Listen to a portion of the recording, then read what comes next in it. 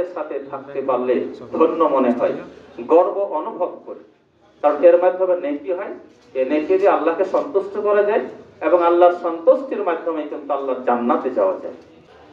হেলফুল ফুজল ইসলামী যুব সংঘ যে কাজগুলো করছে, এখানে ওলামায়ে কেরাম আছেন, বিজ্ঞ শিক্ষিত মানুষ আছেন, আমি যতটুকু বুঝেছি তাতে সব কাজগুলো ফরজ এবং সুন্নাত। কথা ঠিক কিনা? কোরআন শিক্ষা দেওয়া এটা একটা ফরজ কাজ, সমাজ সংস্কার করা, সমাজে ভালো কাজ চালু করা, মন্দ কাজ কি করা, বন্ধ করা, এটা আল্লাহর নির্দেশ। অনেক জায়গাতে কোরআনুল কারীমে আছে। আর এই কাজটা করতে বলেছেন সংঘবদ্ধভাবে, ঐক্যবদ্ধভাবে। এই জন্য এটার নাম হয়েছে যে যুব সংঘ, সংঘবদ্ধভাবে এই কাজটাই ওরা করছে। তো সমাজে ভালো কাজ চালু হোক, এটাকে আমরা চাই না? চাই না? যারা যারা চান না একটু হাত তোলেন তো, ওনাদেরকে আমরা একটু দেখে রাখি। যারা যারা ভালো কাজ চালু হোক চান না? দুই ভাই হাত তুলেছিল না বুঝে, কথা ঠিক না? তার মানে আমরা সকলেই চাই যে সমাজে ভালো কাজ চালু হোক আর খারাপ কাজ সমাজ থেকে বন্ধ হয়ে যায়, কথা ঠিক না?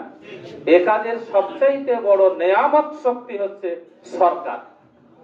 এজন্য আল্লাহ তাআলা কোরআনুল কারীমে সূরা হজের আয়াতে বলছে, আল্লাযীনা ইয়ামাক্কানাহুম ফিল আরদ আকামুস সালাহ ওয়া আতাউয যাকাত ওয়া আমারু বিল মা'রুফ ওয়া নাহাউনা আনিল মুনকার।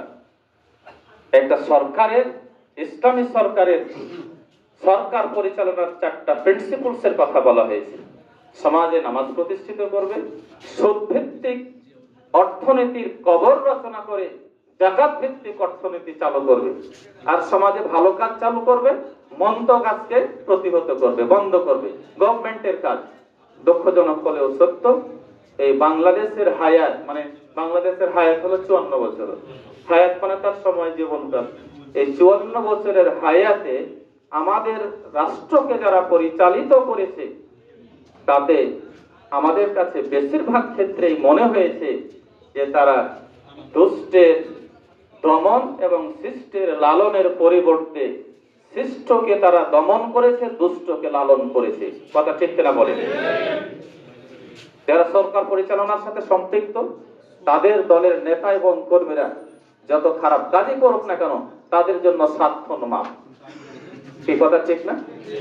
আমরা চাই যে অন্যায় যেই করুক, যে দলেরই করুক, মসজিদের ইমাম যদি হয়, মাদ্রাসার প্রিন্সিপাল যদি হয়, জামাত ইসলামের নেতা যদি হয়, অন্যায়ের শাস্তি হওয়া উচিত।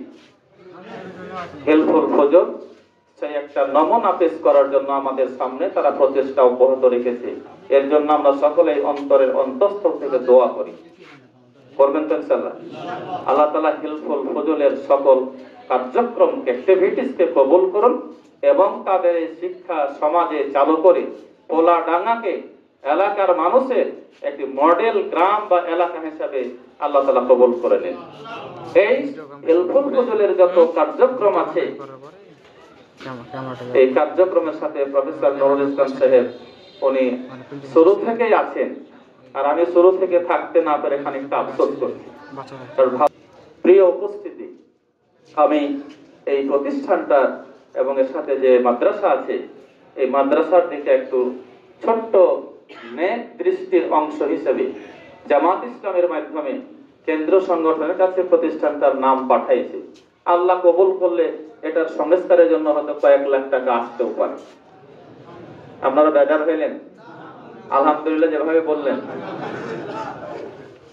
তো আমি তো পকেট থেকে এই নির্বাচনী আসনের যত প্রতিষ্ঠান 1 টাকা করে দিল, আমার মনে হয় দিনে কয়েক হাজার টাকা খরচ হবে 1 টাকা করে জিততে। তো আমার পক্ষে তো পকেট থেকে এত দেওয়া সম্ভব নয়, কথা ঠিক না? পকেট থেকে যদি দিতে চাই তাহলে আবার সবার পকেটে টাকা চুরি করতে হবে, এটা হারাম কাজ। এই কাজ আমরা করতে চাই না, হারামকে আমরা বন্ধ করতে চাই। তো এই জন্য আমি বিভিন্ন জায়গাতে যে সোর্সগুলো রয়েছে, উৎস রয়েছে, গভর্নমেন্ট এবং নট গভর্নমেন্ট যতগুলো সোর্স আছে, এগুলোকে কাজে লাগিয়ে এটা সহ এই ধরনের যত দ্বীনি এবং ধর্মীয় প্রতিষ্ঠান আছে, সবগুলো প্রতিষ্ঠানের পাশে আমি আন্তরিকভাবে থাকবো ইনশাআল্লাহ। কারণ বিগত সময়গুলোতে এই সকল প্রতিষ্ঠান অবহেলার শিকার হয়েছে, তারা উপেক্ষিত হয়েছে। কথা ঠিক না বলে? আমরা যদি এই প্রতিষ্ঠানগুলোর দিকে নেক দৃষ্টি না দেই, তাহলে প্রতিষ্ঠানগুলো কিভাবে বিকশিত হবে? আপনারা কি এই প্রতিষ্ঠানটার উন্নতি হোক আপনারা চান? সকলে চান? চাওয়া উচিত। যদি চান তাহলে আমি কথা শেষ করতে চাই, সকলেই তাদেরকে সহযোগিতা করবেন ইনশাআল্লাহ। সহযোগিতার ধরন কয়েক রকম হতে পারে। আপনাদের ছেলেদের ওই নুরানি মাদ্রাসায় পড়তে দিতে পারেন, তারা কোরআন শিখবে। 2 নাম্বার, ভালো পরামর্শ দিতে পারেন, পাশে বসে বসে প্রতিষ্ঠা পরিচালনার সাথে যারা জড়িয়ে আছে তাদেরকে ডেকে ভালো ভালো পরামর্শ দিতে পারেন। এটা একটা আপনাদের উপকার করা হবে। 3 হচ্ছে আর্থিক উপকার।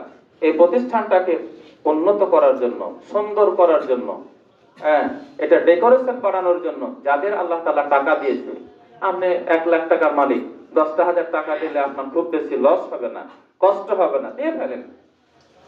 আপনি তো মারা যাবেন, টাকা তো রেখে যাবেন, আপনি তো টাকা নিয়ে যেতে পারবেন না, আমিও পারবো না, কেউ পারবেন না। আল্লাহ তাআলা আমাদেরকে এই যে জাগতিক উপকরণগুলো দিয়েছে, সম্পদগুলো দিয়েছে, এই সম্পদ যদি আমরা ভালো কাজে ব্যয় করে যেতে পারি, এটাই হবে আমার আখিরাতের কামিয়াবির একটা গুরুত্বপূর্ণ কারণ। আমি আপনাদের বুঝাইতে পারিনি।